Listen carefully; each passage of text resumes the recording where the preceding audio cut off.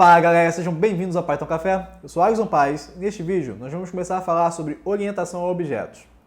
Até o momento nós temos escrito nossos programas seguindo predominantemente um paradigma chamado imperativo ou procedural. Esses nomes se referem à maneira como nós temos organizado os nossos pensamentos e, consequentemente, os nossos programas. Então nós sempre pensávamos na tarefa que nós queríamos executar e então descrevíamos um passo a passo para realizá-la, às vezes segmentando uma ou outra parte do código em funções. O que eu vou começar a te apresentar nesse vídeo é uma nova maneira de pensar, um novo paradigma de programação, chamado programação orientada a objetos. Nós vamos fazer essa transição aos poucos, de modo que no começo os nossos programas ainda ficarão bem parecidos com a forma como eles eram anteriormente. Mas pouco a pouco você vai se habituar a uma nova nomenclatura e também uma nova organização do código. Mas antes de começar, eu gostaria de convidar você que ainda não se inscreveu no canal a se inscrever. E não esqueça de ativar o sininho para receber notificações de vídeos novos.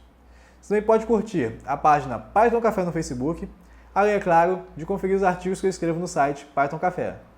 Objetos, Alisson? O que são objetos? Calma, relaxa, que não tem nada de outro mundo aqui. Nós, inclusive, já utilizávamos objetos nos nossos programas, mesmo sem saber. Em Python, todos os valores são objetos. Tudo é um objeto. Então as listas são objetos, as strings são objetos e até mesmo um número inteiro é um objeto. É claro que não é só uma questão de mudar nomes. Objetos são sim valores que podem ser manipulados nos nossos programas, inclusive armazenados em variáveis, mas para além disso, quando eu falar em objeto, eu quero que você pense em algo que tem atributos e é capaz de realizar ações. Então vamos lá para o interpretador para refletir sobre isso e experimentar um pouquinho. Vamos começar com um exemplo de números. Então se eu escrever aqui, por exemplo, num igual a 7, nós não temos apenas esse valor numérico 7. Esse valor numérico ele é apenas um dos atributos de um objeto que foi armazenado com essa variável num. E esse objeto é capaz de realizar diversas ações dentro do nosso programa, como por exemplo, operações aritméticas com outros objetos do mesmo tipo. Então, se eu escrever aqui num mais 8, nós temos 15. Num dividido por 2, 3,5. Vou te apresentar um outro exemplo que vai ilustrar um pouco melhor o que a gente quer mostrar. Vamos trabalhar com strings. Se eu colocar aqui nome igual a Python Café. Então, agora nós temos um outro objeto em que um de seus atributos é essa sequência de caracteres que nós digitamos e que forma o nome Python Café. E esse objeto também é capaz de realizar diversas ações dentro do nosso programa. Então podemos utilizar o operador de mais, que nós utilizamos para somar números ali em cima, para concatenar esse objeto do tipo string com um outro objeto do tipo string. Podemos também comparar essa string com uma outra e obter uma resposta verdadeira ou falso. E há ainda algumas operações, algumas ações que nós podemos perguntar, pedir a string. Então podemos pedir, por exemplo, uma versão desse objeto completamente em maiúsculas. Podemos pedir qual que é o índice, então nome.find, qual que é o índice de um determinado caractere que se encontra no seu interior. E se for um caractere que não se encontra lá, ele vai me responder também, por exemplo, M, com menos 1. Nós podemos perguntar qual que é, se ele termina com um determinado sufixo. Então, eu vou botar aqui fé, verdade. Se eu colocar uma outra coisa diferente do que está ali no final, falso. Podemos pedir, por exemplo, que ela se separe nos pontos onde há um espaço. Então nós temos aqui Python, espaço, café. Nós podemos pedir uma lista que tem cada uma dessas partes como elemento. Então é uma variedade de ações que um objeto do tipo string pode realizar dentro do nosso programa. Se você prestou bem atenção, você vai ver que para realizar cada uma dessas ações nós estamos utilizando uma notação de ponto. Então nós colocamos o nome da variável, onde está aquele objeto, um ponto e aí, em seguida, o nome da função, split, ends with, upper, enfim, qualquer uma das funções que representa as ações que esse objeto consegue realizar dentro do programa. Então esse é um uso diferente do uso que nós fazíamos com as funções que nós escrevíamos e até mesmo com algumas funções do próprio Python, como por exemplo a função range ou a função len, né?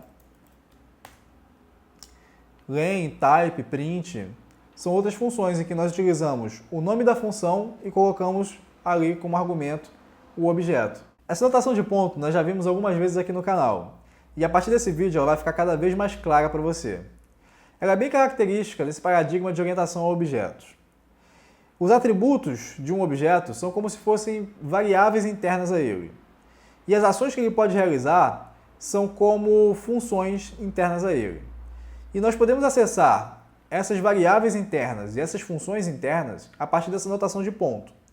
Então nós colocamos o nome do objeto, né, ponto, e em seguida uma variável ou uma função.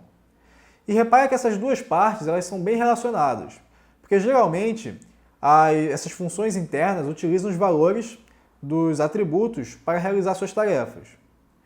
No paradigma de orientação ao objeto, nós chamamos essas funções internas de métodos do objeto. Então, o objeto do tipo string possui um método chamado upper e um outro método chamado split.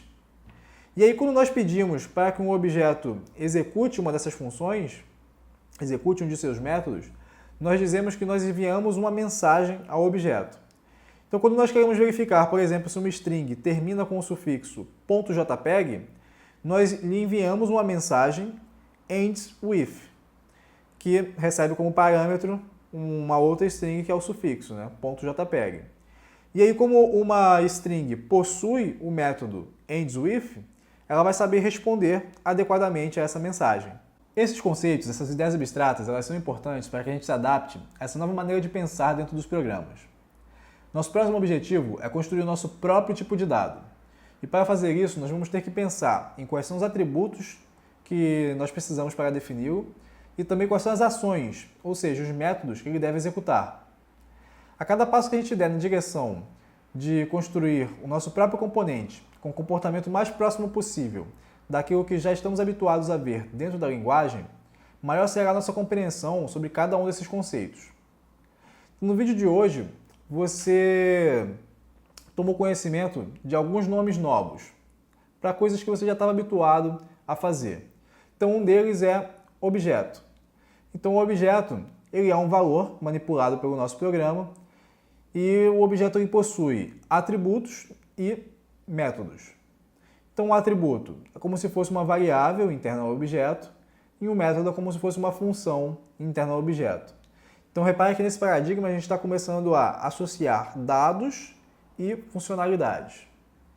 E, além de objeto, método e atributo, você também teve contato com o termo mensagem.